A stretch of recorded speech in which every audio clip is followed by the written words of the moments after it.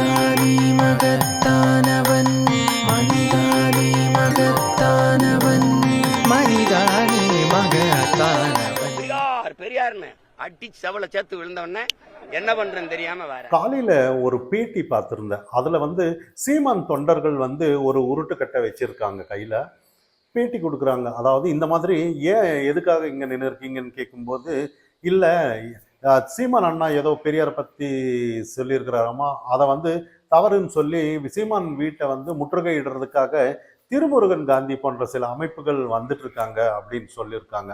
அப்படின்னு சொல்லிட்டு அதனால் நின்றுட்டு இருக்கோம், எதுக்கும் பாதுகாப்பா இருக்கணுங்கிறதுக்காக தான் நாங்க நேற்று நைட்ல இருந்து தூங்காம தமிழனுங்க நாங்க விழிச்சிட்டோம். அதனால நாங்க அவங்க வர்றதுக்கு எந்த ஒரு எல்லையோட நின்றுட்டான்னா பிரச்சனை இல்லை, எல்லை தாண்டி வந்துட்டான்னா போலீஸுக்கு பாதுகாப்பு இருக்கு, அந்த எல்லையை தாண்டி அவங்கள விட மாட்டாங்க. அப்படி தாண்டி விட்டுட்டான்னா ஏதோ ஒரு சூழ்நிலையில இந்த மாதிரி சப்போஸ் எல்லை தாண்டி வந்துட்டான்னா போலீஸ் நாங்கள் சட்டத்தை மீற மாட்டோம், இருந்தாலும் அவங்க ஏதாவது ஒரு பண்ணும்போது நாங்களும் சும்மா இருக்கக்கூடாது இல்லைன்ற மாதிரி சில கருத்துக்கள் அவர் சொல்லியிருந்தாரு. இதை தாண்டி அதே மைசூர்ல இருந்து, அதாவது பெங்களூர்ல இருந்து ஒரு தமிழ் அமைப்பு வந்திருக்காங்க. அங்க ஏதோ அவர் பேட்டி கொடுத்துட்டு இருந்தாரு. அதாவது நாங்கெல்லாம் சீமான் தமிழ் தேசியத்துக்காக நாங்க அங்கிருந்து இங்க குரல் கொடுத்துட்டு இருக்கோம் அப்படின்னு. ஆனா இங்கதான் அங்க கர்நாடகாவில எல்லாம் பெங்களூர்ல எல்லாம் ஏதாவது அவங்க மொழிக்கு எதிராக யாராவது பேசிட்டாருன்னா அவங்களுக்கு விடவே மாட்டாங்க அப்படி.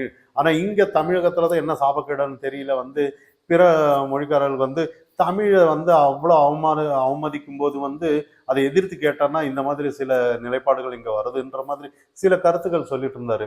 அதே இன்னொரு நபர் சொல்லிட்டு இருந்தாரு, அதாவது இந்த அமைப்புகளுக்கு திருமுருகன் காந்தி இவங்க அமைப்புக்கு பாவம் 200 ரூபாய் வாங்கியிருப்பாங்க போல இருக்கு, அவங்க போராட்டணுமே, அவங்க ஏன் அவங்கள தடுக்கணும், ஆனா அந்த எல்லையோட இருந்துட்டு போராடிட்டு போயிட்டா நல்லது, ஆனா வரக்கூடாதுங்கிறதுக்காக தான் நாங்க இங்க நைட்ல இருந்து தூங்காம நின்றுட்டு இருக்கோம் அப்படின்னு ஒரு சில கருத்துக்கள் அவர் சொல்லிட்டு இருந்தாரு. ஏன் இன்னொரு நிறைய போராட்டங்கள்ல இவங்களுக்கு கண்ணுக்கு தெரியலையா, இப்ப பெரியார் தான் பெரிய விஷயமா, இப்ப செத்து போன பெரியார் தான் இன்னைக்கு, ஏன் இப்போ ஐஐடியில நடந்த விஷயத்துக்கு இவங்க போராடிக்கலாம், யார் அந்த சாருன்னு யாரும் இன்னும் கண்டுபிடிக்கவே இல்லை. அதே மாதிரி டங்ஷன் விவகாரம் ஆனாலும் சரி, அதே மாதிரி பரந்தூர் விமான நிலையானதுக்கானாலும் எத்தனையோ இன்னைக்கு சட்ட ஒழுங்கு நிறைய இருக்கு, நிறைய விஷயங்கள்ல இருக்கிறதுனால அங்கெல்லாம் போய் இவங்க யாருமே குரல் கொடுக்கறது இல்லை. இந்த பெரியார் விஷயத்தை பிடிச்சிதான் இப்படி குரல் கொடுக்கணுமா அப்படின்னு சில விஷயங்கள் பேசிட்டு இருக்காங்க. ஆனா சில விஷயங்கள் இங்க புரிஞ்சுக்க வேண்டிய விஷயம் என்னன்னா, நம்ம புரிஞ்சுக்க வேண்டிய விஷயம், இந்த மாதிரி சில அமைப்புகள், அதாவது இந்த உண்மையிலேயே இப்போதைக்கு பெரியார் விஷயம் இங்க பெரிய விஷயமான்ற மாதிரி மக்கள் மத்தியில் அப்படியே சீமான் அவர்கள் ஏதாவது ஒரு குரல் பேசியிருந்தாலும் கூட அதுக்கு இவங்க சொல்லியிருக்கலாம். அதாவது சீமான் சொன்ன தவறு எது தவறு அப்படின்ற மாதிரி இவங்க மேற்கோள் காட்டியிருந்தாங்கன்னா சீமான் வாய் அடங்கி இருக்குன்னு நம்ம சொல்லலாம். இது வாய் அடைக்கிற மாதிரி இல்லை, அவரை பேச விடாம பண்றதுதான் இவங்களோட எண்ணமா பார்க்கப்படணுமே ஒழிய அவருக்கு சரியான பதில் கொடுக்கலன்னு தான் நம்ம இங்க பார்க்கப்படணும். பெரியார் பத்தி பெரியார் இருக்கிறது அப்படியே எடுத்து சொல்லியிருக்கிறாருன்னு தான் மக்கள் இன்னைக்கு பார்த்துட்டு இருக்காங்களே ஒழிய, இல்ல பெரியார் அப்படி சொல்லலை இப்படிதான் சொல்லியிருக்கிறாருன்னு யாருமே இன்னைக்கு யாரும் சொல்லலைன்னு தான் நம்ம இங்க பார்க்கப்படணும். இன்னொன்னு, இந்த விஷயத்தை தமிழகம் முழுக்க இன்னும் ரசிக்கிறாங்களே ஒழிய, ஒரு அரசியலுக்காக தான் எடுத்துட்டு போறாங்களே ஒழிய இது ஒரு ஆக்கப்பூர்வமான விஷயம் இங்க ஒன்றும் இல்லைன்ற மாதிரி தான் நம்ம இங்க பார்க்க. இன்னும் அண்ணாமலை அவர்கள் இன்னைக்கு டங்ஷன் விவகாரம் கைவிடுறதா சில விஷயங்கள் சொல்லியிருந்தாரு இன்னைக்கு. அதே மாதிரி அந்த ஊர் மக்கள், மதுரை அங்க அந்த மக்கள் ஒரு கோரிக்கை எடுத்திருந்தாங்க, அதாவது பாதுகாக்கப்பட்ட வேளாண் மண்டலமா அறிவிக்கணும் அப்படின்ற மாதிரி சில கோரிக்கை தமிழக அரசுக்கு வச்சாங்க. ஆனா அதெல்லாம் தமிழக அரசு கண்ட்ரோல்ல இருந்தாலும் கூட, இதே அந்த விஷயம் டங்ஷன் கைவிடுறது மத்திய அரசா இருந்தாலும் கூட, இந்த வேளாண் பாதுகாக்கப்பட்ட வேளாண் அந்த இது அதிகாரம் தமிழக அரசுக்கு தான் இருக்குன்னு நம்ம சொல்லலாம். ஆனா அதை செய்வாங்களா இல்லையான்னு நம்ம சொல்ல முடியாது. காரணம் என்னன்னா, அந்த ஏரியாவில் நிறைய அரசு நிலம் ஆனாலும் சரி, இல்லை தனியார் நிலங்கள் நிறைய இருக்கு, அதாவது தொழில் தொடங்குறதுக்காக சில விஷயங்கள் நடத்துறதுக்காக நிறைய அந்த இடத்துல இருக்குன்னு செய்திகள் வருது. ஆனா இதெல்லாம் மீறி அந்த இடத்துல இதெல்லாம் நடக்குமான்னு போக போக தான் நம்ம தெரியும் தமிழக அரசு கிட்ட இருந்து. ஆனா இன்னும் கூட அங்க கனரகம், அதாவது சுரங்க தோன்றதுக்காக நிறைய இயந்திரங்கள்லாம் இருக்கு, அதை எடுத்துட்டு போகணும், அப்பதான் ஒரு நம்பப்படுறோன்ற மாதிரி அங்க மக்கள் இருக்காங்க. இருந்தாலும் அண்ணாமலை அவர்கள் ஒரு மகிழ்ச்சிகரமான ஒரு விஷயம் கண்டிப்பா வரும் இன்னைக்கு, கண்டிப்பா டெல்லி தலைமையில இருந்து வரும் அப்படின்னு ஒரு உத்தரவாதத்தை கொடுத்துருக்குறாங்க. அடுத்ததான் திருப்பரங்குன்றம் விஷயம் இன்னைக்கு தமிழகம் முழுக்க ஒரு வைரலாக போயிட்டு இருக்குன்னு சொல்லலாம். அங்கே சிறுபான்மையர் வந்து அந்த இடத்துல ஒரு தர்கா இருக்கு, நாங்கள் ஆடு வெட்டுறோம் அப்படின்னு சொல்லி முஸ்லிம்கள் சில நிலைப்பாடை எடுத்துட்டு இருக்காங்கன்னு. ஆனால் லண்டன் கோர்ட்லேயே, அதாவது அது ஒரு முருகன் மலை அப்படின்னு ஒரு தீர்ப்பு வெளிவந்ததா இந்து அமைப்புகள் சொல்றாங்க. அதே மாதிரி 30 ஆண்டு காலமாக இப்போ தீபை ஏற்றுறதில்லை, அதுக்கு முன்னாடி வந்து தீபை ஏற்றப்பட்டு இருக்கு அப்படின்னு தான் அவர் சொல்றாரு, இந்து முன்னணி தலைவர். அப்போ இப்போ மட்டும் அவங்க வந்து ஒரு 30 வருஷமா கார்த்திகை தீபம், அதாவது அன்னைக்கு வந்து தீபம் ஏத்துறதுக்கு வந்து ஹைகோர்ட் வந்து அனுமதி தந்து கூட இங்க அறநிலைத்துறை வந்து அனுமதிக்கிறது இல்லை. அதுக்காக ஒவ்வொரு கார்த்திகை தீபமும் நாங்க வந்து அந்த இடத்துல போராட்டம் நடத்திட்டு இருக்கோன்னு அவர் சொல்றாரு. அப்போ இந்த இடத்துல வந்து போலீஸ்காரங்க ஆனாலும் சரி, இன்னைக்கு ஆளுங்கட்சி ஆனாலும் சரி, சிறுபான்மையர்னா என்ன ஒரு பயம், என்ன ஒரு தயக்கம்னு தெரியல. இவங்க வந்து ஏதோ ஒரு ஓட்டு அரசியல் இவங்களது மிஸ் ஆயிருமோன்றதுக்காகன்னு சில கருத்துக்களை அவர் சொல்லிட்டு வர்றாரு.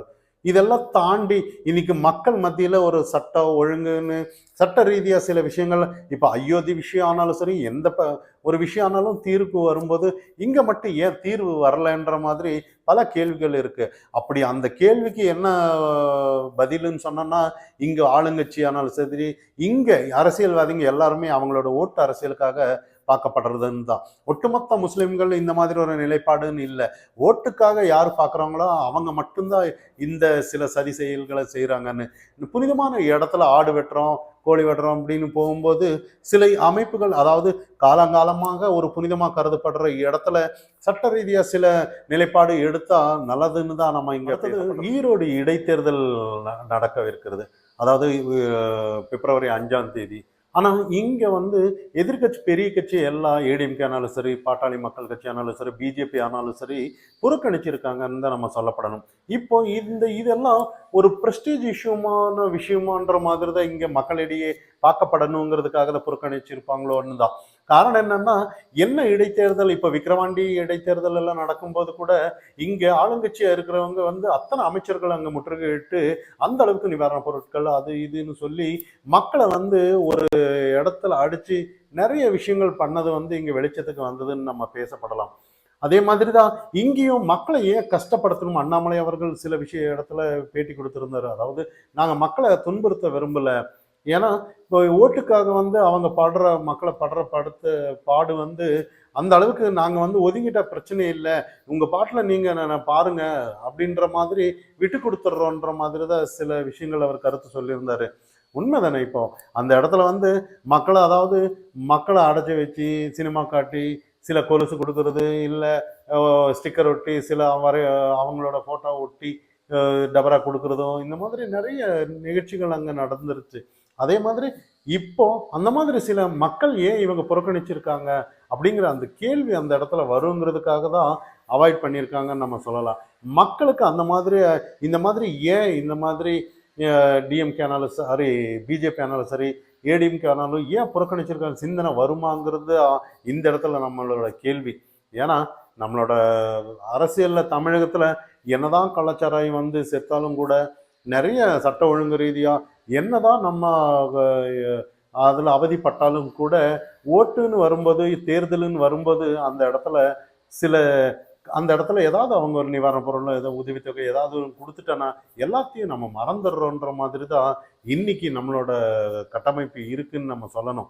அதே மாதிரி மக்கள் விழிக்கவே மாட்டாங்களான்ற மாதிரி தான். அப்படி விழித்து இருந்தோன்னா இந்த மாதிரி ஏன் எல்லாம் இந்த ஜனநாயக நாட்டில் எல்லாருமே போட்டியிடணும், யாருக்கு மக்கள் விருப்பம் இருக்கோ ஓட்டு போடுவாங்க, அவங்க வரலாம். ஆனால் இந்த அதிகாரமும் இந்த வர்க்கம் வந்து இந்த மாதிரி இருக்கிறது வந்து என்னைக்கு மாறுங்கிற பட்சத்துல தான் இவங்க எல்லாம் அவாய்ட் பண்றாங்க. ஆனா அது மாறுமாங்கிறது என்னைக்குமே தமிழக மக்களிடையே ஒரு கேள்விக்குறிதான்.